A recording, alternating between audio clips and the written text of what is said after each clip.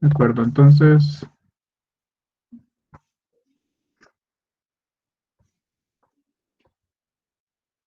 ¿qué es la elipse? La elipse es un lugar geométrico en el que tomamos un punto dentro de este lugar geométrico que está unido a otros dos puntos llamados focos. Es el mismo concepto que tenemos de foco en parábola y da la peculiaridad de que estos dos focos se encuentran, se encuentran separados a cierta distancia y el punto por el que se unen describe un movimiento alrededor de los focos. ¿Vale? Pues, escribo un movimiento alrededor de los focos y la distancia que hay sumada del foco 1 hacia el punto y del foco 2 hacia el punto, si sumamos estas dos distancias, a ver, déjame, esta cosa me ha iniciado, se me olvida.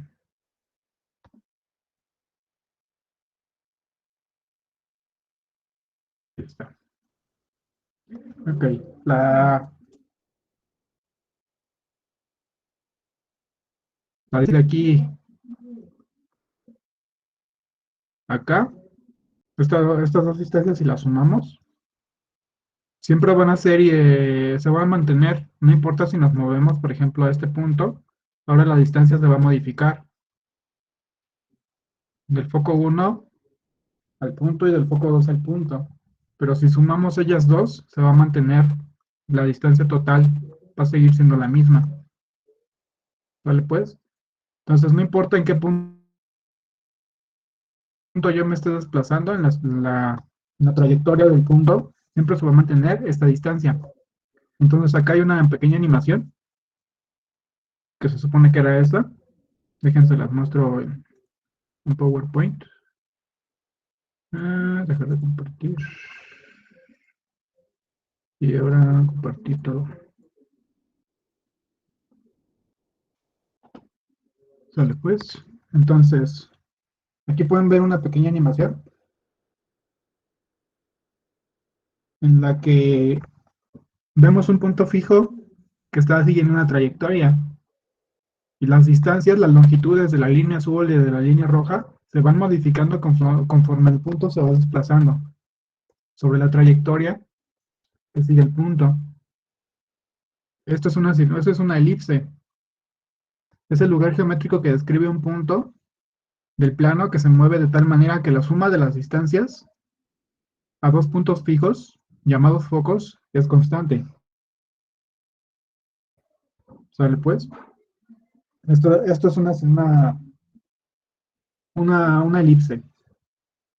Entonces, lo importante de la elipse, la que va a definir, va a ser este punto de que se mueve en el plano, y los dos focos, el foco 1 y el foco 2. ¿Sale pues? Ok, ok, Janet. Bueno, si sigue mal, pues ya lo ves en la repetición, ¿vale? Entonces, eso es lo que pasa con la elipse. De eso se trata. Ahora, ya les pedía acerca de que ya copiaran todos estos elementos para irnos más rápido, entonces, por favor, pues ya les pido que lo tengan allá en la mano. Vamos a ir describiendo punto por punto qué es lo que nos está mencionando aquí la diapositiva. Tenemos una elipse ya trazada. ¿Sale pues? No, no importa el orden. Ahí, miren, eso es indistinto. Tú puedes definir que este es el foco 2 y este es el foco 1. ¿Sale pues? Lo importante que conozcan es de que estos dos puntos se llaman focos. ¿Vale? Se llaman focos. Están dentro de la elipse. Ahora, aquí podemos ver al punto que está está colocado en otro lugar. En la diapositiva anterior, pues, lo veíamos que estaba justo en medio, partía a la elipse por la mitad. En este caso el foco está un poquito más desplazado. Este punto tiene, perdón, el punto. Este punto tiene coordenadas x, y. Y conforme va moviéndose sobre la trayectoria de la elipse, vamos a encontrar unos lugares característicos, unos elementos característicos de la elipse. Dos de ellos serán los vértices. Los vértices, estos puntos que vemos aquí, con la letra B o con la letra B subíndice 1 y B subíndice 2. Estos dos puntos cruzan a uno de los ejes coordenados, en este ejemplo en particular, y tienen una característica, que son los puntos más alejados de la elipse. ¿Vale pues? Esta distancia es la más larga que puedes encontrar entre dos puntos de una elipse. Entonces los vértices van a ser los extremos de la elipse. ¿Sale pues?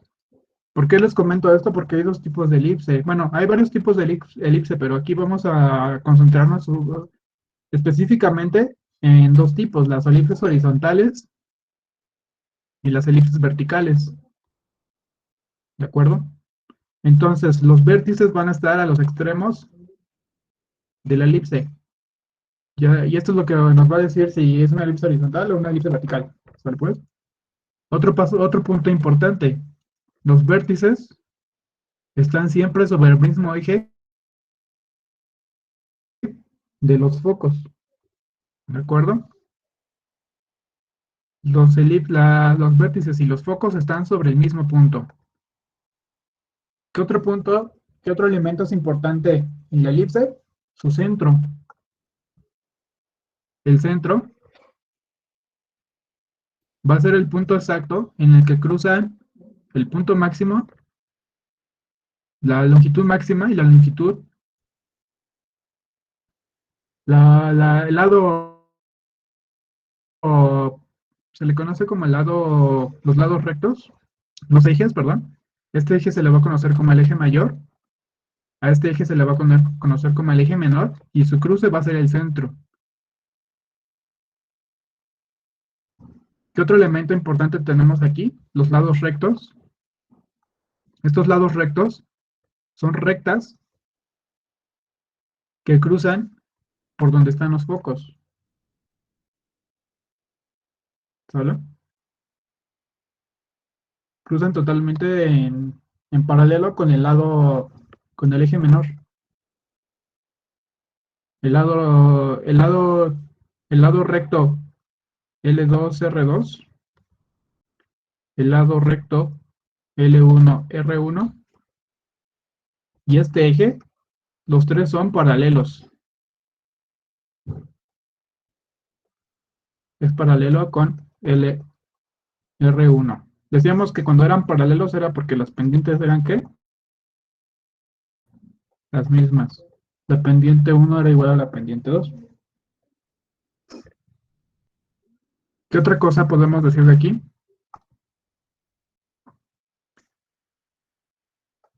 Estos dos puntos, B1 y B2, B grande, B1 y B2, van a ser los puntos máximos de la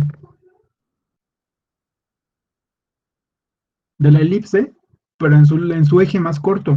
¿Sale pues? Entonces estos no podrían ser, por ejemplo, sus puntos máximos en el eje menor. ¿De acuerdo? Esta es la distancia más larga que puedes encontrar, viéndolo de forma contraria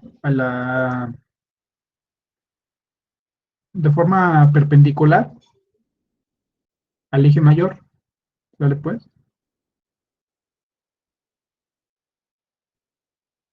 Entonces ya vimos los vértices, que son estos extremos, los que están aquí. Ya vimos los focos, que son los puntos que definen a la elipse. Los extremos del eje menor, B1 y B2. B grande 1, B grande 2. El eje mayor es el que les decía, es esta recta que va a unir a los focos y al centro con los vértices. Esa recta va a ser B subíndice 1, B subíndice 2. Esta recta que está uniendo a las B de burro va a ser el eje menor.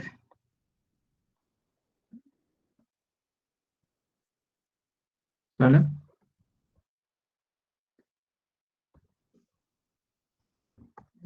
¿Qué otros elementos hay aquí importantes? Los lados rectos. Ya les comenté que son las rectas que cruzan justamente donde están los focos. Estas de aquí. Y algo que se conoce como excentricidad. ¿Qué es la excentricidad? Ok, Catherine, está bien. ¿Vale? Entonces, ¿qué es la excentricidad? La excentricidad es la forma que tiene la elipse de adoptar formas más alargadas o más reducidas. ¿Qué quiero decir con esto? Que aquí tiene una excentricidad mayor a una elipse de este tipo. ¿Vale? Si ustedes se fijan, nosotros podemos modificar la elipse de tal manera que los focos, por ejemplo, vayan acortando su distancia entre ellos, los vayamos acercando hacia dónde, hacia el centro. Entonces puede llegar un punto en el que los focos lleguen hasta el centro, ¿sale? ¿Y qué va a pasar cuando los focos lleguen hasta el centro? Se puede convertir en una circunferencia. Entonces esa modificación de la elipse entre ser más larga o más cortita, hasta parecer una circunferencia, es lo que se conoce como excentricidad. Una excentricidad igual a 1 quiere decir que la elipse es una circunferencia. Pasó a convertirse en una circunferencia, ¿vale? Entonces, a eso se refieren estos puntos que estoy palomeando. Y ahorita vamos a ver qué es esto de A minúscula, B minúscula y C minúscula. ¿Vale? Estos que están aquí. Ahorita los checamos. De momento quiero que se queden con esto, con lo que palomeé en la cabeza. ¿De qué se trata cada uno de estos términos? Bueno, el eje focal es la distancia que une al foco 1 con el foco 2. La recta que estaría de dónde a dónde. De aquí a acá. ¿Vale pues? Esta recta se le conoce como eje focal. Eje focal. Desde aquí dijimos que es el eje menor. Perdón, es el lado recto.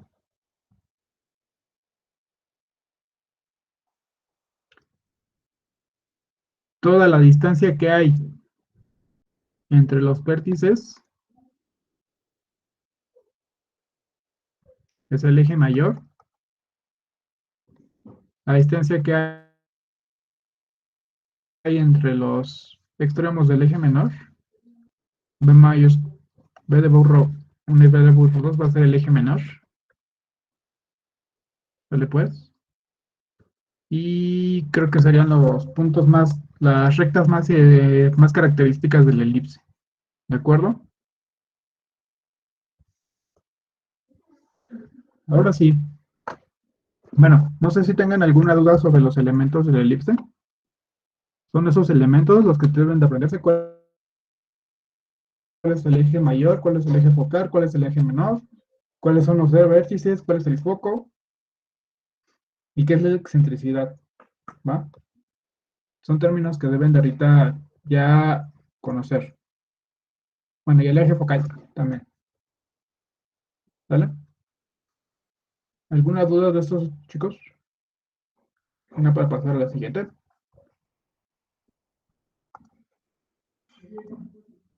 Vale. Ahora sí, vamos a empezar a ver qué onda con la elipse. La elipse, bueno, la ecuación de la elipse requiere que hagamos algunos desarrollos a partir del teorema de Pitágoras. pero no los vamos a hacer aquí, porque eso requiere un poquito de matemáticas, bastante tiempo. Entonces, ahorita den por hecho que estas son las ecuaciones. Vale, pues, ¿estas cuáles serían las ecuaciones canónicas de la elipse? ¿Para qué casos? Para cuando la elipse es horizontal y para cuando la elipse es vertical. O sea que los vértices están sobre el eje Y. El eje Y. En este caso, los vértices están sobre el eje X. ¿Sale? Ahora, les decía acerca de que era A, B y C minúscula. Bueno, si ustedes se fijan, cuando nosotros estemos formando la elipse a partir de los focos, nosotros podemos hacer algo. Podemos hacer coincidir al punto que estamos moviendo. Este es el punto X, Y. Podemos hacer coincidir al punto con uno de los extremos del eje menor. En este caso, ¿con cuál? Con B1. Entonces, si nosotros hacemos eso, se va a formar aquí ¿qué? Se va a formar un triángulo. ¿Sale? Se va a formar un triángulo. Y si nosotros dividimos a este triángulo por la mitad, de esta forma, vamos a tener algo que estuvimos revisando en trigonometría, que es un triángulo rectángulo. Un triángulo con 90 grados. ¿Sale pues? ¿Y esto qué tiene de importante, además de que es un triángulo rectángulo? Bueno, esta parte, esta hipotenusa, tiene la característica, vamos a ponerla en azul, la hipotenusa, tiene la característica que esa longitud que tiene la hipotenusa es la misma que hay desde el centro hasta uno de los vértices. Si nosotros acostamos a la hipotenusa, nos vamos a dar cuenta de que tiene la misma longitud del centro a algunos de los vértices. ¿Y esto por qué es importante? Porque entonces nosotros, a partir de conocer esta hipotenusa, la hipotenusa A, vamos a poder conocer que todo el eje mayor, todo este eje mayor, ¿qué dimensión va a tener? Si nosotros dijimos que la mitad va a tener una dimensión de A, entonces todo el eje mayor va a medir 2A, ¿sale? El eje menor, ¿está? También lo podemos deducir a partir del teorema de Pitágoras en este triángulo rectángulo. Si nosotros conocemos la distancia que hay del centro a uno de los focos y la distancia que hay en la hipotenusa, conocemos a y a C, entonces podemos calcular a B. Y a partir de calcular a B, nosotros podemos determinar cuánto vale todo el eje menor. Va a ser 2B. ¿Vale? Entonces, regresando acá, ya tiene más sentido lo que está diciendo aquí, lo que están diciendo aquí, estas dos expresiones, estas tres expresiones, perdón. ¿Vale? El eje mayor va a valer 2A. El eje menor va a valer 2B. Y el eje focal va a valer 2C. El eje focal está determinado por la distancia que hay desde el centro hacia alguno de los focos. Esta distancia es igual a C. Si nosotros sacamos el doble de esta distancia, vamos a determinar cuánto vale el eje focal. ¿vale? 2c. Y estos son parte de los valores más importantes que ustedes deben de saber deducir en el examen. Cómo encontrar el eje mayor, cómo encontrar el eje menor, cómo encontrar el eje focal. ¿Por qué también son importantes? Vean las ecuaciones de la elipse. Nosotros para determinar una elipse horizontal o una elipse vertical, necesitamos conocer a qué. A A y a B y a A, ¿vale? Entonces, este triángulo rectángulo que se está formando aquí en azul clarito, sabemos que es un triángulo rectángulo, entonces la relación entre ellos tres va a ser que A cuadrada igual a B cuadrada más C cuadrada, ¿de acuerdo? Entonces, ¿qué fórmulas ustedes deben de aprenderse para la elipse? Deben de aprenderse las ecuaciones canónicas para la horizontal y para la vertical. Deben de recordar cómo se relacionan los tres a partir de qué, del teorema de Pitágoras. Y estos son como los datos más importantes que ustedes deben de saber. El centro en este caso es una elipse que tiene centro en donde, en el origen. Entonces tiene coordenadas el centro tiene coordenadas en 0,0. Es como la circunferencia, ¿sale? La circunferencia tiene unas coordenadas. Y si se acuerdan, en la circunferencia nosotros teníamos que una ecuación que nos decía en dónde estaba el centro. X menos h al cuadrado más y menos k al cuadrado igual a r al cuadrado, ¿vale?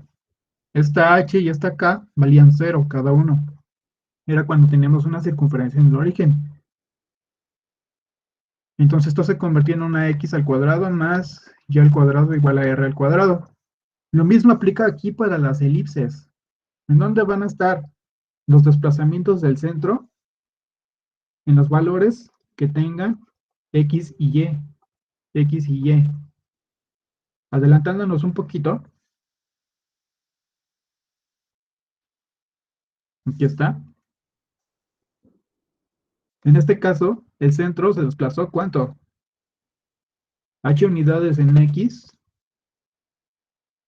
y K unidades en Y.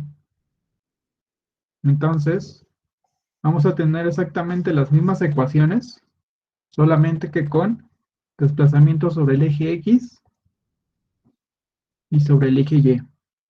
¿Va?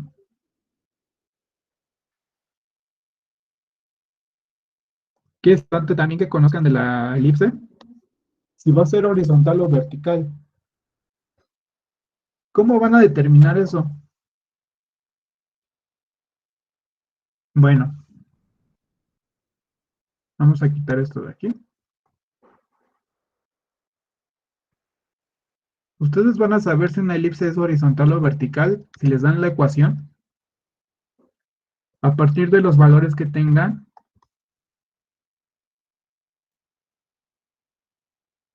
X y Y en el denominador, ¿vale? Nosotros sabemos que esta distancia que hay del centro al vértice es A. Esto es A. La distancia que hay de dónde a dónde, del centro a uno de los extremos del eje menor, va a ser B. Y A tiene que ser mayor que B, siempre, ¿va? Entonces, en el examen, si les dan una ecuación, por ejemplo, de esta forma, x al cuadrado sobre 36 más y al cuadrado entre, no sé, 18 igual a 1. Esta ecuación sería una elipse horizontal, porque el valor más grande es 36, y 36 está sobre el eje X, es el denominador de X. Si fuera al revés, que este fuera 36,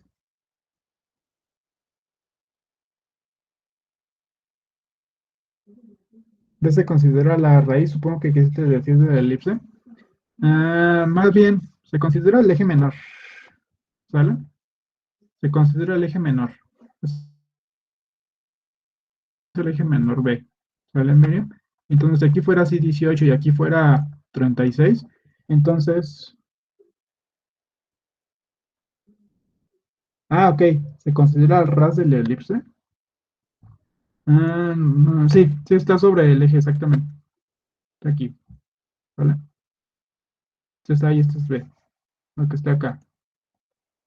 Entonces, aquí el número que les dé más grande es el que ustedes, donde ustedes van a considerar que está la forma de la elipse, perdón. Entonces, en este caso sería una elipse vertical. A es el número más grande, siempre.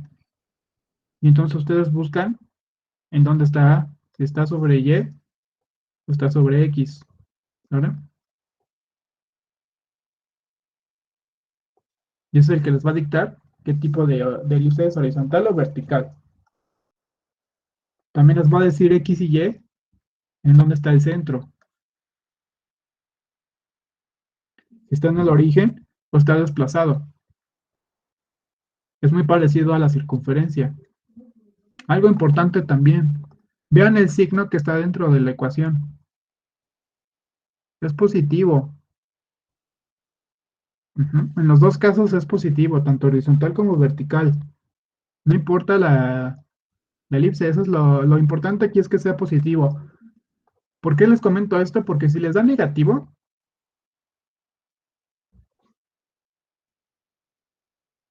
y aquí les da negativo en vez de positivo, entonces ya no estamos hablando de una elipse, estamos hablando de una hipérbola.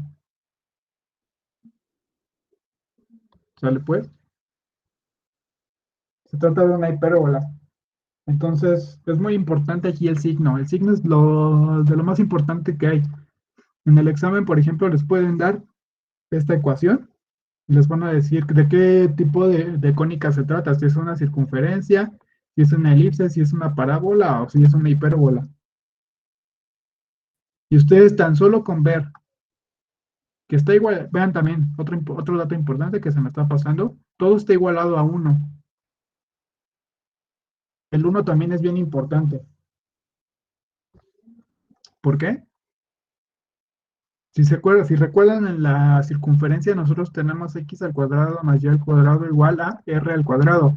En este caso de r puede tomar distintos valores, el radio. Puede ser muy pequeño o muy grande, pero siempre va a tomar de valores variables. En el caso de la elipse, no. La elipse siempre va a estar igualada a 1. Siempre, siempre, siempre. Entonces, si les piden, por ejemplo, identificar de qué tipo de cónica se trata, pues ustedes dirían que es una elipse porque en primera se están sumando entre ellos y en segunda está igualado a 1. ¿Sí? Si esto fuera, por ejemplo, menos, negativo, se trataría de una hipérbola. Si esto no tuviera denominador y estuviera así, igual a 1, se trataría de una circunferencia. Si esto se fuera así, x al cuadrado igual a 1 más y, se trataría de una parábola. Entonces ustedes ya tienen que también saber reconocer cuando están hablándoles de una u otra cónica. Nada más con unos pequeños cambios en la ecuación, tú puedes irte a formar distintas cónicas, pero ya deben de ustedes reconocer cómo van cambiando, qué caracteriza a cada una. Ahorita hasta el momento hemos visto la circunferencia, la elipse y la parábola. Nada más nos falta la hipérbola, que esta la veremos el día de mañana. ¿Va? Bueno, ¿Qué otra cosa podemos decir de esto? Creo que aquí en estas diapositivas ya sería todo. Ah, esta es la ecuación horizontal. Bueno, en horizontal, lo que le estaba comentando. Cuando se trate de una ecuación de elipse horizontal, la A está sobre X, siempre. Los vértices, ¿en dónde están? Dijimos que aquí hay una distancia A y acá hay una distancia también A, ¿vale?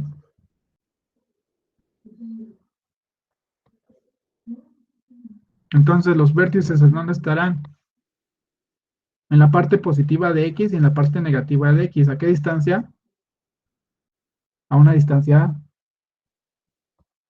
Para el caso del centro en el origen.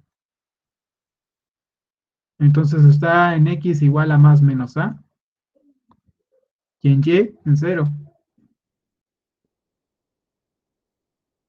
¿Los focos en dónde van a estar? Sí, es algo parecido, ¿no? Es algo parecido. No, no te vayas tan análogo porque, pues, P es un valor único. Y en el caso de la elipse, pues tenemos tres valores, ¿sí? Tenemos a A, tenemos a B y tenemos a C. ¿Vale, Miriam? Entonces, bueno, si lo quieres ver así, está bien. Pero, por ejemplo, acá, ¿cuál sería el valor del foco? ¿A qué distancia estaría? A C unidades. En el lado de X y a menos C unidades, las coordenadas serían menos C, cero para F2 y serían C, cero para F1. ¿Vale? El vértice 1 estaría en dónde? En A, cero. El vértice 2 estaría en menos A, cero. ¿En dónde estaría el extremo del eje menor? En B, cero. Perdón, en 0, B y en 0, menos B, porque estamos sobre el eje Y. La excentricidad, ¿cómo se calcula? Yo les dije, la excentricidad es qué tanto se parece la elipse a una circunferencia. Entonces la excentricidad la van a calcular de esta forma. Van a dividir a C entre A. Van a dividir la distancia que hay de aquí a acá. ¿Esta? Con esta. A C entre A.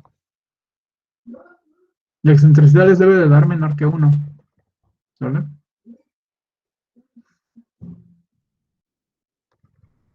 El lado recto, este lado que está aquí, estos dos van a tener la misma dimensión. Ese lado recto va a ser igual a 2b al cuadrado entre A. Este valor sale por trigonometría, ¿de acuerdo? Entonces, pues si lo quieren hacer ahí como ejercicio de reto, pues incluso traten de calcular el lado recto. ¿Cuánto valdría? Pues les debe de dar esto. Y bueno, estas son las formas de cómo encontrar a los elementos de la elipse a partir de A, B y C. Si se fijan, lo más importante aquí son esos tres valores, A, B y C. La relación que tienen entre ellos es a partir del teorema de Pitágoras. ¿Cómo encontrarías a B o a C? Pues tienes que despejar y aprenderse la ecuación, la canónica. Bueno, la general, perdón, la ordinaria, que sería, que serían estas. ¿Vale? En el caso en el que el centro está en la origen, pues es un caso particular de la ecuación ordinaria, ¿no? Cuando h y k valen cero.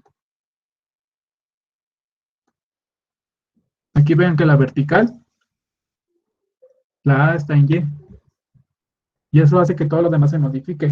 Cómo calcular al vértice, cómo calcular al foco, cómo calcular a los extremos, el eje menor, El lado recto se sigue calculando de la misma forma. Vean las ecuaciones, es 2b al cuadrado entre a, 2b al cuadrado entre a. La excentricidad, sí, soy entre a. ¿Vale?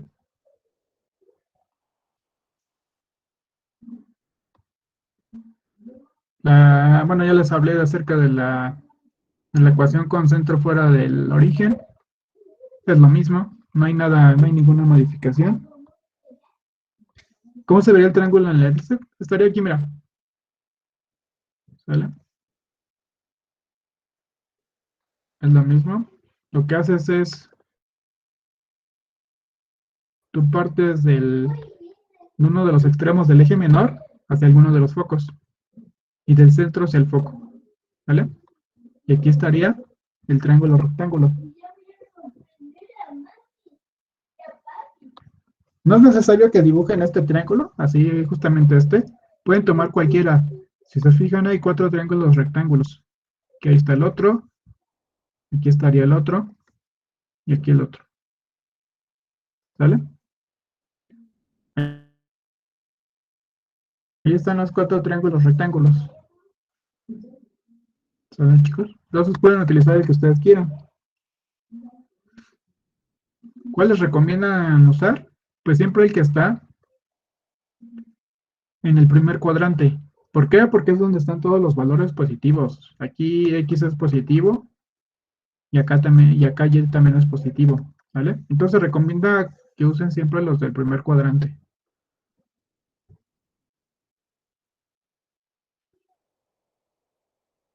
Todo lo demás, pues ya les platiqué. Lo mismo, nada más lo único que cambia es el vértice, el foco y los extremos. Cambian de sentido. ¿Vale? Como estamos ahora en el eje mayor, ahora está sobre el eje Y. Entonces, pues tienen que considerar eso para calcular el vértice, el foco y los extremos del eje menor.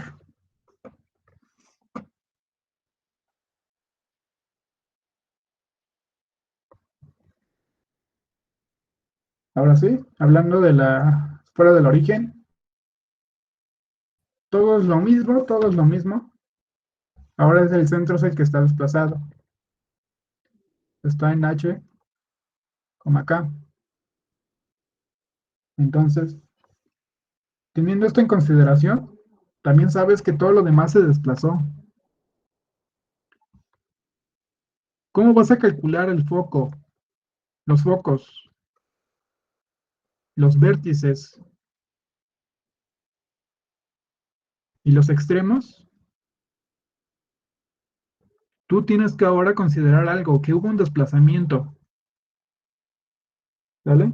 Hubo un desplazamiento. Entonces, tu punto de referencia va a ser el centro. A partir de eso, tú debes de encontrar, saber deducir lo demás. Si yo del centro trato de calcular al vértice 1, ¿qué diría? Yo sé que el vértice 1 está a una distancia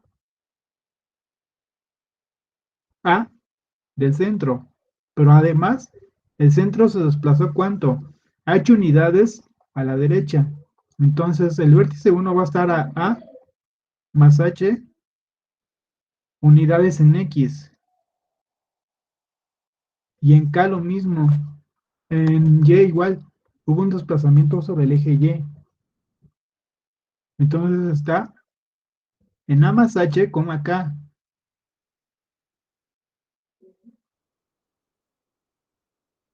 Esto es para el vértice 1. El vértice 2, ¿cómo sería? El vértice 2 está en dónde? Ahora está en este punto, ya no está hasta acá, sino que se desplazó en a esta posición. Entonces, ¿cómo lo calcularía?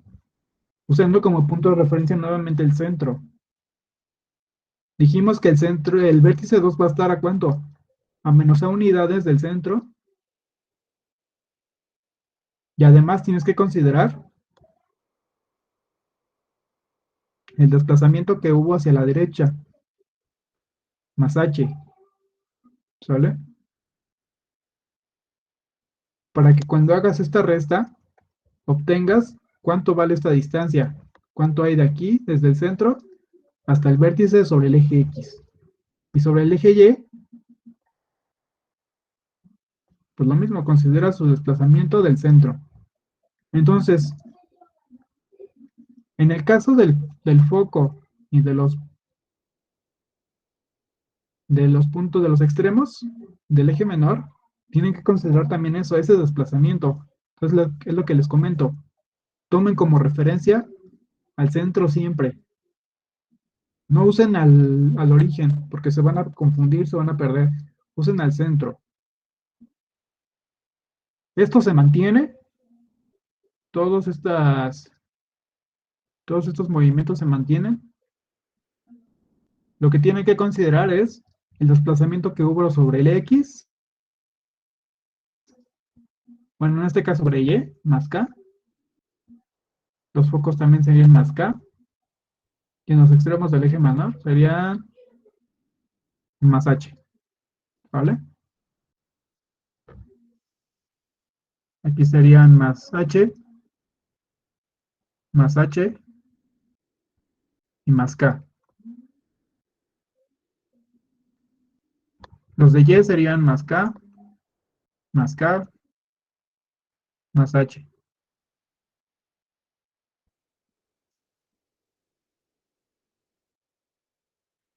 Más H, más H, más K. ¿Sale pues? Entonces, en todos los casos consideren ese desplazamiento. Esto es lo que les digo. Considera el desplazamiento que hay en H, el que hay en K, el que hay en H, el que hay en K. H, K, H y K. H y K. ¿Sale pues? Entonces está. No, no, no, no, no. H es el desplazamiento que hubo del centro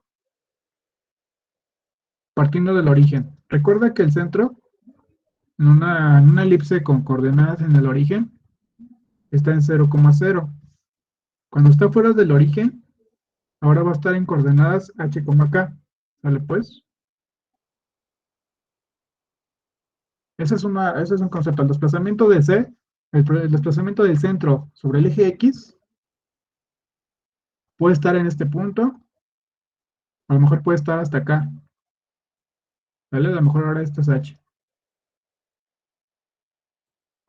¿Sale? Por aquí más o menos. La distancia que hay del centro al vértice, esta es la distancia A. Entonces, por ejemplo, imagina que el centro está aquí, ahora, y uno de los vértices está acá. ¿Vale? Entonces aquí a bote pronto podemos ver que la distancia que se desplazó el centro hacia un nuevo lugar, este desplazamiento h, es muchísimo mayor que esta distancia que hay del centro hacia el vértice, que sería A. H es mayor que A. ¿Vale, Aldo? O imagínate, por ejemplo, que el centro se desplazó muy poquito, aquí, hasta este sitio, sobre el eje X, pero el vértice, qué fea elipse, vamos a hacerlo un poquito mejor. Por ahora su vértice está muchísimo más alejado. Entonces H sería esto y A sería esto. Entonces aquí en este caso A es muchísimo mayor que H. Entonces no se confundan con eso de que H y A sean lo mismo. No, no, no, no. Una cosa es el desplazamiento del centro y otra cosa es la distancia del centro al vértice. Lo mismo para acá. ¿Vale? No es lo mismo K que el valor de B, que este valor. B minúsculo. ¿Sale pues? ¿Alguna otra duda de los conceptos que ahorita estamos viendo? 。 . 。 。 。 . 。 . 。 . 。 . 。 . 。 . 。 . 。 . 。 . 。 . 。 . 。 . 。 . 。 . 。 . 。 . 。 . 。 . 。 . 。 . 。 . 。 . 。 . 。 . 。 . 。 . 。 .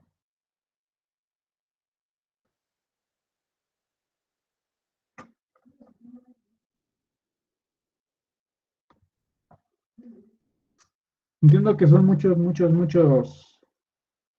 términos nuevos. Entonces, lo mejor que podemos hacer para tratar de resolver las dudas es hacer ejercicios, ¿vale? Pues vamos a empezar a hacer ejercicios para tratar de aclarar. Sí, es que no es que sea más complicado, sino que tiene muchos más elementos. Y eso a lo mejor, eso es lo que parece que lo hace complicado, pero no lo es tanto, ¿vale?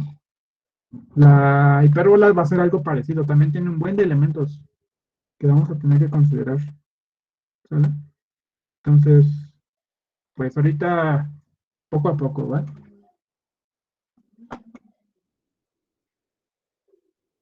Bueno, ahora sí, vamos a empezar a ver los ejercicios, entonces para eso me voy a ir a pruébate. A ver si no se bloqueó la cuenta porque la dejé abierta. Ah,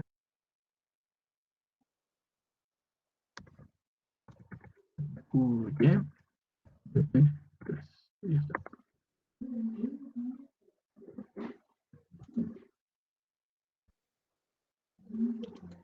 Elipse. Sale pues, entonces vamos a hacer una dinámica muy parecida a la de las clases anteriores, en las que les ponía a hacer, ustedes me daban el resultado, y si había algún problema, pues tratábamos de resolverlo entre todos, ¿va? Entonces, vamos a ver, es la clase 27, creo. 28 ya. 28 es bien, es un buen.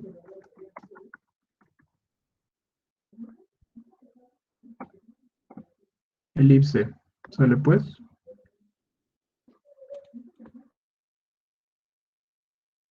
Mientras que nos está guardando, a ver si. Ahí está. Entonces, ustedes van a tratar de resolver este ejercicio, así como está. Y yo al final, si vemos que no avanzamos, este, ya lo voy resolviendo yo. Entonces, los primeros ejercicios los resuelvo yo. Después ustedes intentan resolver los siguientes, ¿vale? Creo que vienen como dos o tres parecidos. Y después cambia un poquito el tema. Entonces, vamos a ver si puedo hacerles un... Ahí está. Sale pues. Entonces ahí se ve bien. Ahí me dicen si se ve bien o si se ve medio pequeño. Tengan a mano sus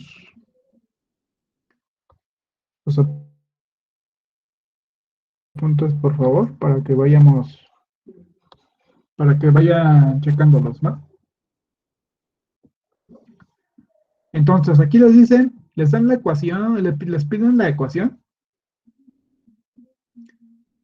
y les dicen y les dan la gráfica.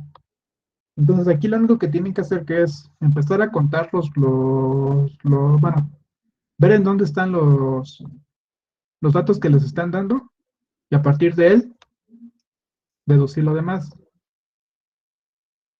B y B', casi no se ve, pero tiene una B pequeña, una B de esta forma y una B' con una apóstrofe. Y estos serían los valores de los focos. Aquí lo representaban distinto, pero estos serían los focos. ¿Sale? Entonces, vamos a ver cómo quedarían las coordenadas de los focos. Recuerden que los focos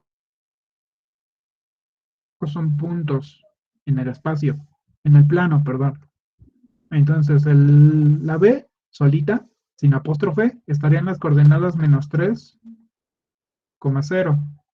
Y la B con apóstrofe estarían las coordenadas 3,0. ¿Sale pues? Entonces, estos serían los focos. Ahora, hay que recordar los conceptos de la elipse. Una elipse que está ¿de qué forma? Está en horizontal. Aunque no lo parezca, está en horizontal. Exactamente, está su eje mayor sobre el eje X. Entonces, la distancia que hay de dónde a dónde.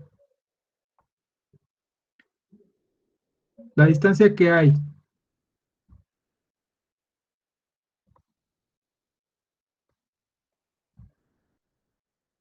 Ah, está muy ancho este. Ahí está. Ah, está muy ancho. Vamos a ver, ahí está. Ahí. La distancia que hay de dónde a dónde. Del centro. Del centro al foco. Esa distancia que hay de aquí a acá. ¿Cuánto va a valer? Va a valer C. La distancia que hay del centro a uno de los extremos del eje menor, va a valer B. La distancia que hay desde el centro hasta el vértice va a ser el valor de A. ¿Vale? Entonces, los valores que nos dados que va a ser C. Estamos diciendo que es la distancia que hay desde el centro hasta algunos de los focos. ¿Vale? Entonces C va a ser igual a 3. ¿Sale, Aldo? ¿A cuál sería? ¿A qué valor tendría? De acuerdo a cómo está la dibujada la elipse, donde en el punto 5, porque es la distancia que hay desde el centro hasta alguno de los vértices. ¿Sí? Y B minúscula, sería desde el centro hasta uno de los extremos del eje menor, igual a 4. ¿Sale, chicos? Entonces, con esta gráfica ya nosotros encontramos los datos más importantes, A, B y C. ¿Qué nos están pidiendo la ecuación? ¿La ecuación qué forma tendría? Dijimos que para una parábola que está en horizontal va a tener la ecuación x al cuadrado sobre a cuadrada más y al cuadrado sobre b al cuadrado. Igual a 1. Siempre es igual a 1 y siempre es sumándose. Entonces nosotros ya sabemos cuánto vale a, cuánto vale b y cuánto vale c. Vean que a partir de los datos que nosotros dedujimos, podemos comprobar que se trata de una ¿qué? De una elipse en horizontal. A es el dato más grande. Le sigue B y al final C. ¿De acuerdo? A es el dato más grande. Entonces, usando esta información, solamente nos queda sustituir x al cuadrado sobre 5 al cuadrado más y al cuadrado sobre b al cuadrado igual a 1. X al cuadrado sobre 25 más y al cuadrado sobre 16 igual a 1. Y esta sería la ecuación de la elipse. Vean cómo estos dos son iguales. Nada más cambian los denominadores. Vean cómo les dan las otras opciones. En el caso de B, tiene una resta, entonces esta la podemos descartar. Esta de entrada la podemos descartar porque sabemos que la ecuación de una elipse son sumas. Luego, tiene que ser la división, el denominador. En el denominador deben de estar los valores de A y de B. En este caso, no hay denominador, entonces también la D la podemos descartar. Ok, ¿de dónde salió el 4? Este 4, Janet salió de acá, de la distancia que hay desde el centro de la elipse hacia el extremo del eje menor. está en 4. O sea, la distancia que hay desde el centro hacia el extremo. ¿Vale? De ahí llegó el valor de 4.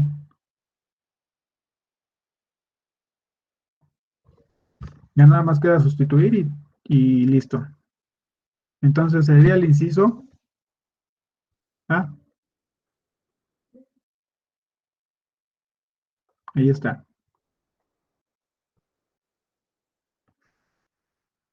¿Cuánto valdría su eje mayor?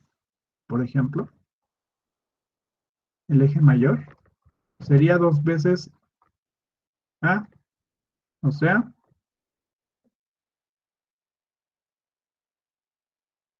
por 5 igual a 10.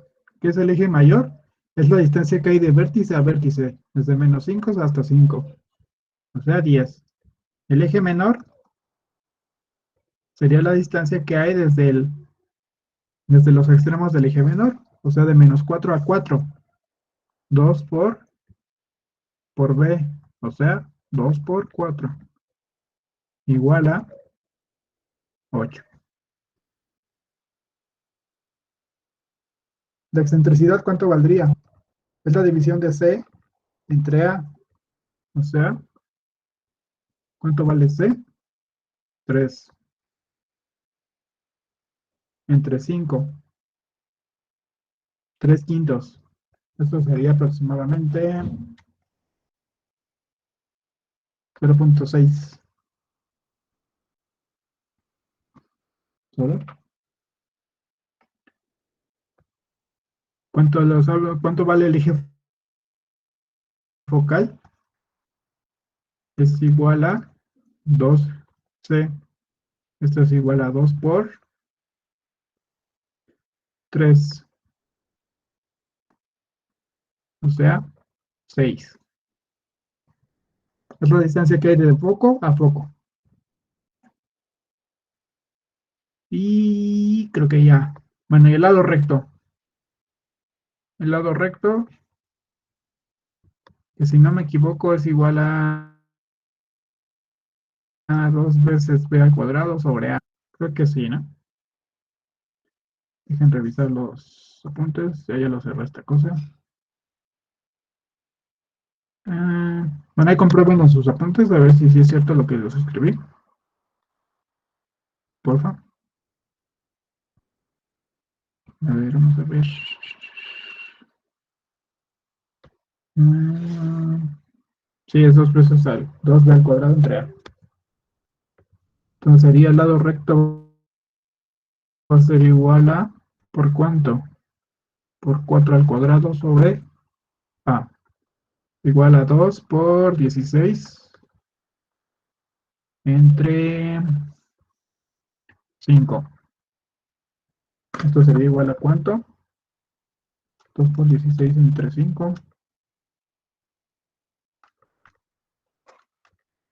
igual a 6.4.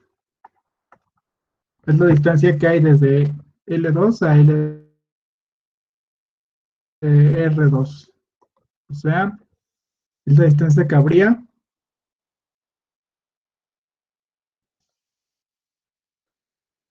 en estos extremos. ¿Vale? Las rectas que pasan por ¿dónde? Por los focos.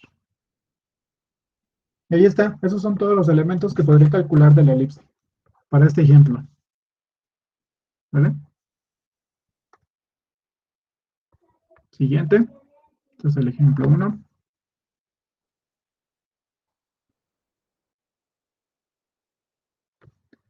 Ejemplo 2.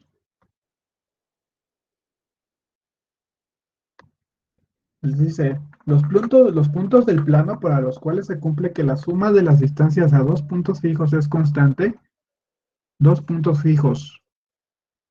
La distancia que hay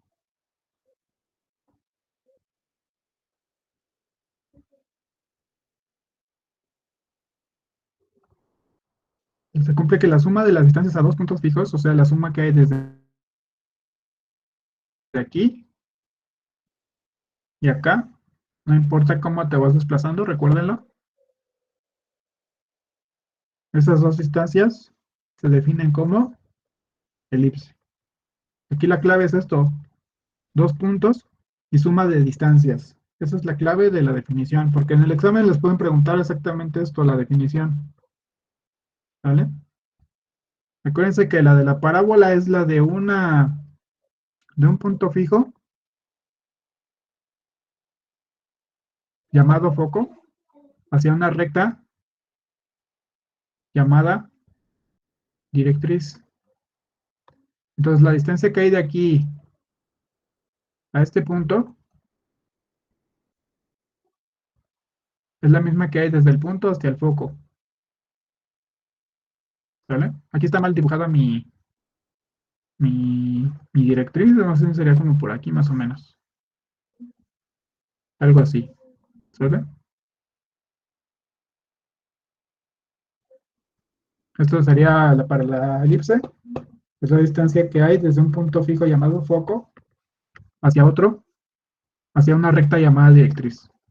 El de la circunferencia es el de un punto fijo hacia cualquier extremo, que sería el radio. ¿Sale? Entonces también apréndanse la definición porque en el examen les pueden preguntar acerca de la definición. Vale, pues entonces eso es sería el inciso 2, la elipse. Inciso 3.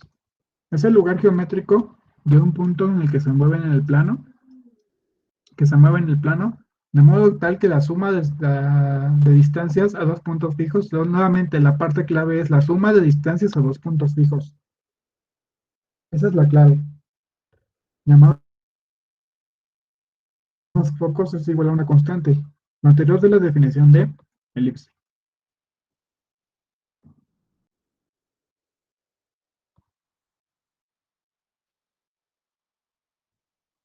Ahí está.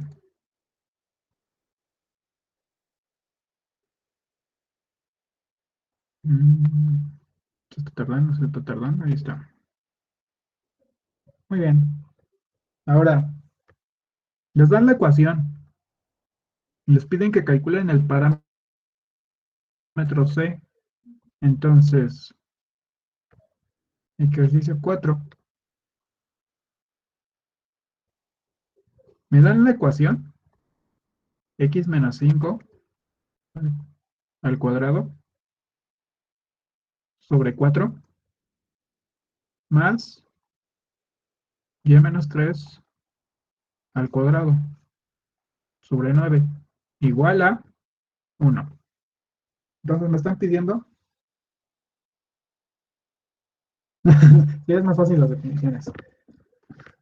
Entonces aquí me están pidiendo que encuentre C. ¿Cómo le haríamos? Bueno, sacar información a partir de la ecuación. Entonces, estos valores que están dentro de h, dentro de x y de y, van a ser h, k y corresponden a ¿qué? Al centro. El centro va a estar en 5,3. Ahí va a estar la elipse. Esa es la primera información que nos están dando, pero no la necesitamos, solamente la estamos diciendo, mencionando, para que vayan recordando conceptos. ¿Sale? Lo que nos importa es encontrar a A y a B, que sabemos que están en donde, en el denominador.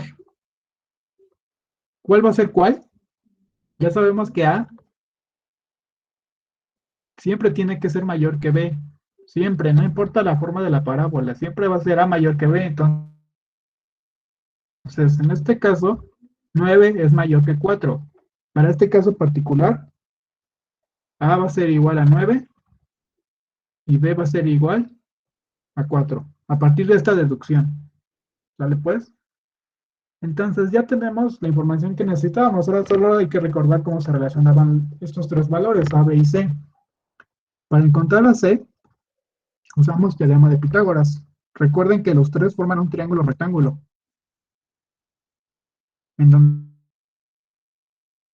donde A va a ser la hipotenusa y los catetos van a ser B y C.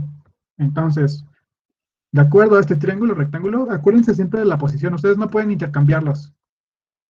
Lo que quiero decir es que ustedes no pueden decir que este es A, esto va a ser B y esto va a ser C. No, esto está mal. No pueden cambiarlos de posición. ¿Vale? A siempre va a ser la hipotenusa. B siempre va a corresponder a qué? Al eje menor. Y C siempre va a estar en el eje mayor. Siempre, siempre, siempre. Y estos van a ser el foco 1 y el foco 2. ¿Sale? Y el vértice va a estar por acá más o menos. ¿De acuerdo? Entonces no pueden ustedes intercambiarlos aquí. En este caso no pueden intercambiarlos a su gusto. Deben de respetar el orden de los valores. El orden de los... Aquí no aplica el orden de los factores, no altera el producto porque en primera no son productos, son sumas. ¿Vale? Entonces, dicho esto, ya nada más nos falta asociarlos. A cuadrada va a ser igual a B cuadrada más C cuadrada. C cuadrada va a ser igual a cuadrada menos B cuadrada. Lo que hice fue pasar a B al otro lado restando y después intercambiar todo de posición. ¿Sale?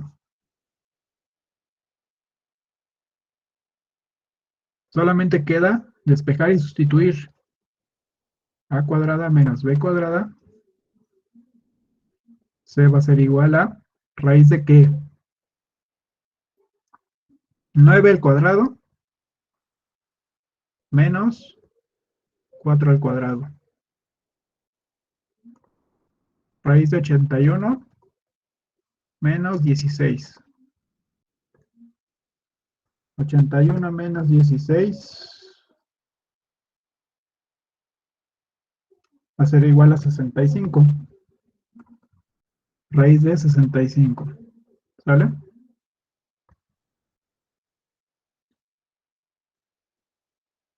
Si es 9 por 9, 81, 4 por 4, no, no, es 16. ¿Cuál es? 36. ¿Cuál 16? Entonces serían... No, si es 16, entonces algo está mal aquí, a ver. Raíz de 65 tiene raíz directa. Entonces algo está raro aquí. Ah, ya me acordé qué pasó. Ok. ¿Por qué no me da? Aquí está la pregunta. ¿Por qué no me da? Porque estos valores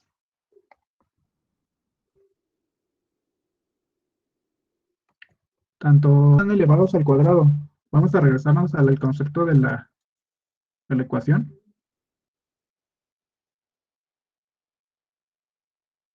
Sí, sí, sí. Vamos a regresarnos. Vean esto. Los valores ya están elevados al cuadrado aquí. ¿Vale? Entonces lo que tenemos acá, el 9 y el 4 no corresponden a B y a A así directamente, sino corresponden a ¿qué? A B cuadrada y a A cuadrada. Entonces aquí está mal esto. Es A al cuadrado igual a 9 y B al cuadrado igual a 4. Exactamente, son 3 y 2. Entonces aquí únicamente tenemos que sustituir esto. Sería 9 menos 4. O sea, 9 menos 4, 5. ¿Sale? Y ahora sí, tenemos el resultado. C va a ser igual a raíz de 5. Inciso D. ¿Sí? Vean aquí lo que les dicen en la respuesta. Efectivamente, como 9 es mayor que 4, la elipse es vertical. Acuérdate que donde está el número mayor está en Y. Entonces trata de una elipse vertical.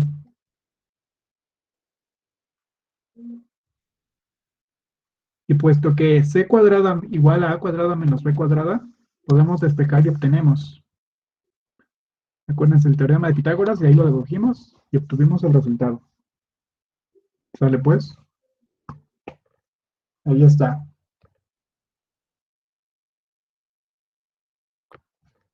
Va pasando a mí también.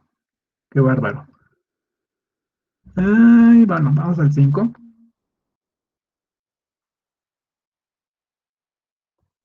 Nuevamente les piden el parámetro C y les dan la ecuación.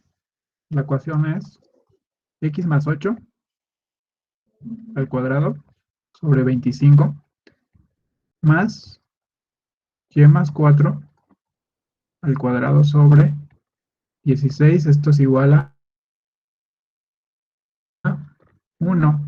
Les están pidiendo que encuentren a qué, a C.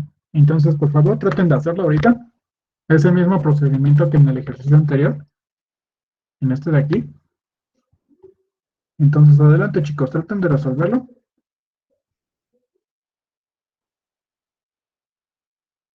Y ya está. Ahorita ya Aldo se adelantó. Dice que es la letra A. Entonces, los demás, adelante, ¿va? Aldo dice que es la A.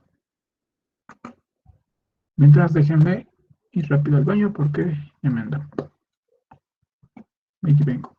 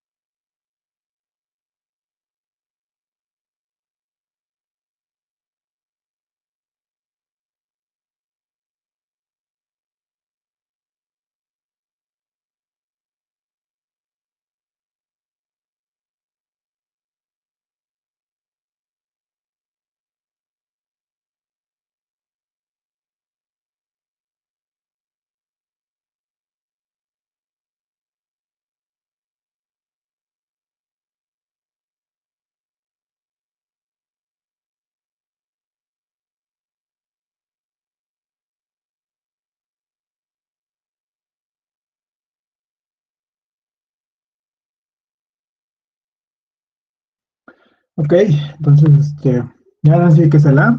También Nancy dice que es A, perdón. Ya no es igual que A. Ok, vale.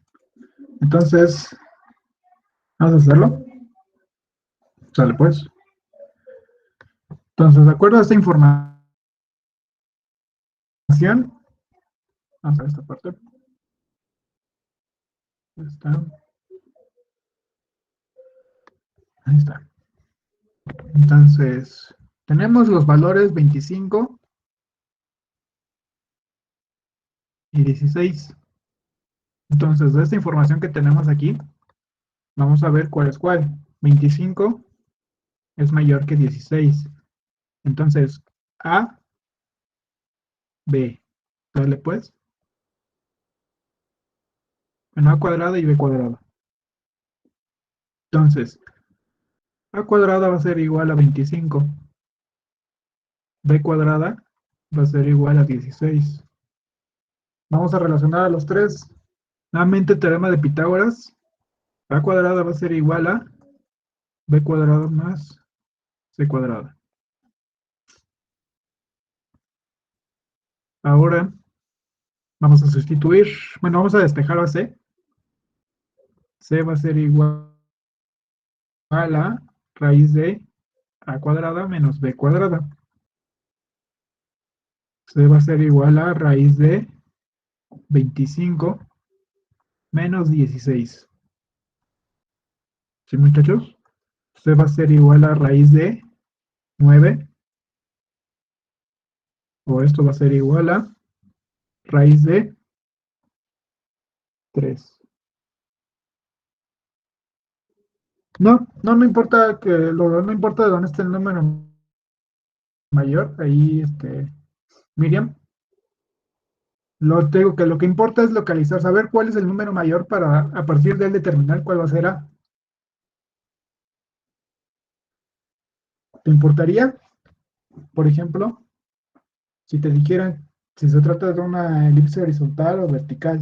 Ahí sí. Por ejemplo, aquí 25 está debajo de X. Entonces se trata de una elipse horizontal.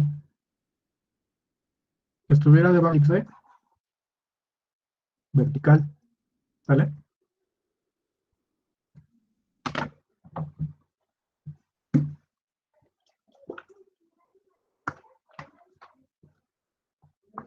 Perdón, es que traigo, me seca la boca. Ya no toman agua.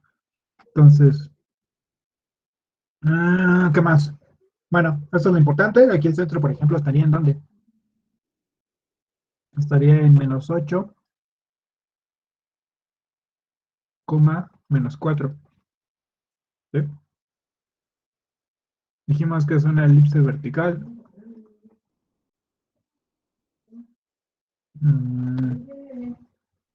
Ya de ahí, pues ya podemos calcular los demás datos. Sería igual a ¿cuánto? A raíz de 25, o sea, 5. Y B sería igual a raíz de 16, o sea, 4. ¿Sale pues? Entonces, bueno, eso es lo más importante que podríamos decir acerca de esta parábola. De esta parábola, ¿eh? De este elipse. Vamos a ver si me reconoce esto para que lo grafique. A ver. Matemáticas. Corregir, a ver qué parte. Aquí, 18. Más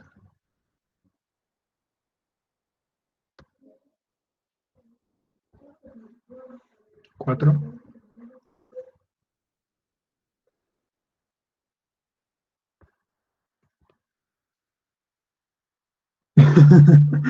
Sí, nada, aquí yo la he de platicar.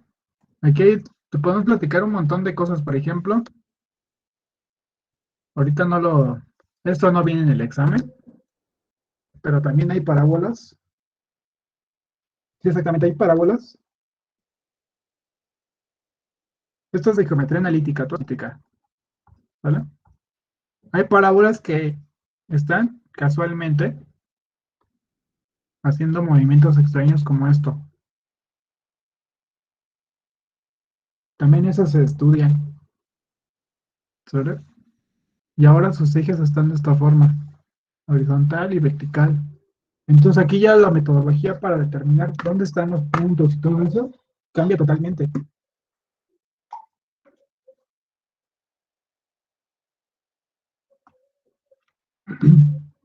Porque los ejes ya no están en horizontal o perpendicular a alguno de los ejes coordenados, ¿vale? Por ejemplo, también, imagínense que ya no les dan ni siquiera la ecuación, sino les dan 3 puntos, ¿vale? Les dicen que estos 3 puntos forman una parábola, una elipse. ¿Dónde se ocupa la aplicación? Una vida real, por ejemplo, ahorita estaba revisando ahorita el tema. No me acordaba de algo, de una característica importante de las parábolas. Bueno, tienen la parábola. Imagínense que ustedes son arquitectos y tienen una cúpula. La cúpula, hagan de cuenta que es una media parábola. De hecho, la geometría analítica, la geometría en general, es muy ocupada en la arquitectura, y sobre todo si ustedes revisan la arquitectura del Renacimiento, hay tantas cosas matemáticas en la arquitectura del Renacimiento que se sorprenderían, es algo así brutal. Entonces, por ejemplo, hay cúpulas que tienen la característica de que son medias parábolas. Entonces, si tú, por ejemplo, tú te ubicas en este punto y otra persona se ubica en este punto, por la misma geometría de la cúpula, si tú emites un sonido, tú sabes que el sonido va a salir en todas las direcciones. Son ondas que van en todas direcciones. Y una de esas direcciones va a coincidir con qué? Con la trayectoria que traza los ejes de la parábola. Entonces, cuando el sonido llegue a alguno de los puntos de la parábola y rebote, se va a proyectar hacia el otro foco de la parábola. Entonces, si una persona que está hablando, y aquí hay, por ejemplo, una barrera que permita, por ejemplo, pasar el sonido, pero que no se escuche entre estos dos así directamente, lo que tú estés hablando en este punto, lo vas a escuchar perfectamente en este otro. ¿Por qué? Por la geometría de la parábola,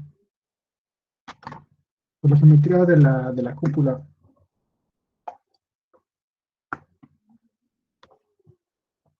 ¿Sale? En la Tierra, también, por ejemplo, cuando quieren mandar un satélite al espacio,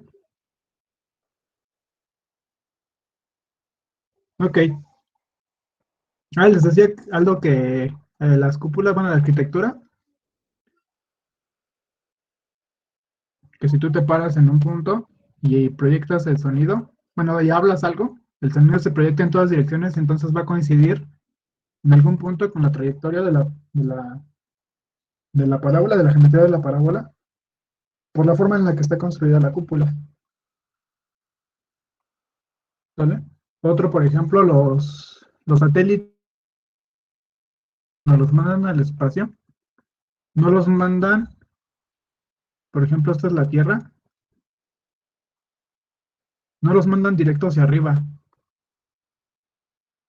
sino que los hacen que tengan una trayectoria más bien de este estilo,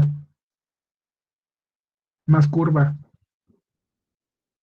Cuando salen de la Tierra, no es una trayectoria totalmente perpendicular al punto en donde están, sino que tienen una trayectoria un poquito curva. El, hay una, hay un satélite que mandaron al espacio que se llama la Voyager. No me acuerdo si es la uno o la 2. Creo que es la Voyager 1. ¿Solo? Es el objeto humano que más lejos ha llegado en el espacio. Es el que más, ya ahorita superó el sistema solar. O sea, si aquí está el Sol y acá está el último planeta, Neptuno. Acá se supone que hay una barrera que es la que nos protege de los rayos cósmicos a todo el sistema solar. Y es como que el último sitio donde el Sol tiene, tiene fuerza de atracción. Entonces, por ejemplo, esta Voyager, cuando la mandaron al espacio, calcularon toda la trayectoria que iba a tener de su viaje, partiendo de la Tierra hacia hacia afuera de nuestro sistema solar. Entonces, cuando la lanzaron, lo que hicieron es de que iban a calcular cuánto tiempo se iba a tardar en cruzar cada planeta, de acuerdo a su movimiento, para que cuando se acercara a alguno de los planetas, por la fuerza gravitatoria del mismo planeta, iba a impulsar a la Voyager un poquito más rápido, ¿vale? Entonces, por ejemplo, anda, algo así, algo así, algo así, Miriam. Entonces, sale la Voyager, entra al campo gravitatorio de Marte, por ejemplo, y en este campo gravitatorio Es como si, no sé si han visto el deporte este de lanzamiento de bala, en el que toman la bala y empiezan a dar vueltas y al final los sueltan. Entonces es un efecto parecido. La Voyager entraba al campo gravitatorio de un planeta, el campo gravitatorio agarraba a la Voyager como si fuera una bala y no le daba vueltas, pero sí, durante el pequeño recorrido en el que estaba expuesto a este campo gravitatorio, la Voyager adquiría más velocidad. No sé si recuerdan, pero los campos gravitatorios son, bueno, nosotros como planeta giramos alrededor del Sol en forma elíptica. Esa es una investigación que hizo Kepler. Demostró que nuestro planeta gira alrededor del Sol de forma elíptica. Entonces, es algo muy parecido aquí. Entonces, cruza Marte y ya adquiere más velocidad. La velocidad 1 es menor a la velocidad 2. Después cruza Júpiter y nuevamente, gracias a su campo gravitatorio, adquiere más velocidad. Y así va cruzando cada planeta y va adquiriendo más velocidad. Entonces, el objeto que ahorita, aparte de ser el que más lejos ha llegado, porque ya cruzó esta barrera, y ahorita está afuera, es el que va más rápido, el que más rápido ha viajado en toda la historia de la humanidad, gracias a los cálculos que hicieron a través de con mucha precaución. Entonces se lanzó la Voyager en un momento específico, en una fecha específica, para que todo estuviera fríamente calculado. Ahí chequenlo en internet. Mucho si les gusta este, ustedes saber más de esto, hay una serie que se llama Cosmos. Hay dos versiones, la versión viejita, que es la con Carl Sagan, y esta otra, la nueva versión, que es con Neil deGrasse Armstrong, que es los dos son astrofísicos. Ujú. Carl Sagan fue como el mentor de mucha gente. Y Neil lo conoció a Carl Sagan cuando él era un niño. Y bueno, siguió sus pasos. Bueno, ya nos desviamos del tema, pero pues era importante mencionar esto. Es muy, muy, muy interesante cómo todo esto, parece que no, pero sí tiene aplicación. Y todo, por ejemplo, esta trayectoria de la Voyager es pura geometría. Por ejemplo, la de Cosmos ahorita está en Disney Plus. Legalmente está ahí, en Disney Plus. Sí, así, sí, sí, sí. De hecho, la Voyager es déjense las muestro. Está bien bonita esa historia porque es un satélite que trae un disco de oro en él. Y la Voyager manda información a todas las direcciones sobre lo que tiene el disco. El disco es como un CD, así literal.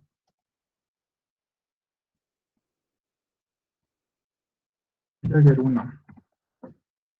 Ah, sí. A ver, ¿dónde está? ¿Dónde está? ¿Dónde está?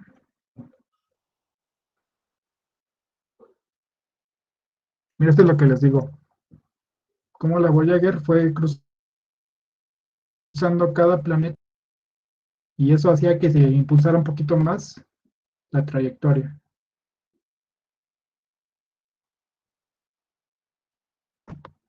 ¿Sale? Se tienen que, a ver, la Voyager. Es la Voyager 2, la Voyager 1 ya tomó otra trayectoria. ¿Dónde está? ¿Dónde está? ¿Dónde está?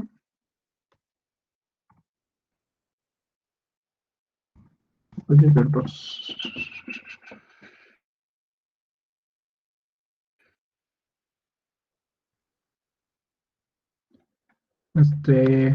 Bueno, lo mismo, es la trayectoria que siguió el satélite. Todos les digo, pues al final de cuentas son cálculos matemáticos y, y dentro de ellas traen unos discos de oro que pues, están reproduciendo mucha información importante de nosotros como humanos. Dentro de ellas están reproduciendo sonidos de la Tierra, así como el canto de una ballena, silbido. o muchos saludos en todos los idiomas de ese momento, bueno, en todos los idiomas que pudieron recopilar. Hay mm, varias, varias canciones que estuvieron grabadas en el disco. De la Voyager. Entonces trae información de sobre nosotros como seres humanos. Vienen los saludos en un montón de idiomas. Este, les digo, música de distintas épocas y distintos países. ¿Qué más? Dentro de ella viene grabado como nuestra localización en el, en el sistema solar. Pues de hecho se supone que debe ser cultura general porque les digo, esto se lanzó en los años 80, es el final de los 80, ya tiene años esto que se mandó. O sea, ni siquiera es nuevo. Aquí, por ejemplo, vienen nuestra localización en el sistema solar y utilizaron como coordenadas hay unas que se llaman las Pléyades. Las Pléyades son como unas estrellas que brillan particularmente de manera muy intensa. Entonces, aquí, por ejemplo, localizaron nuestro sistema solar, nuestro planeta Tierra, a través de las Pléyades de las estrellas más cercanas a nuestro sistema solar. Entonces, si alguien pudiera deducir nuestra localización, pues ya sabría dónde, más bien, si alguien pudiera deducir de qué se trata esto, podría localizarnos en el sistema solar. Esto es como la unidad de medida, creo que tiene que ver con la frecuencia de vibración de un átomo de un electrón de un átomo de hidrógeno. Cosas así. Está muy interesante esa parte y pues todo eso viene explicado ahí en la serie que les digo, en la de Cosmo Encontrar. Legal está ahí en Disney Plus, pero bueno, ya me desvié mucho. Entonces ya lo dejamos aquí, ¿vale, muchachos? Ya mañana seguimos resolviendo esto. Mañana seguimos resolviendo los ejercicios, para ya no alargarnos.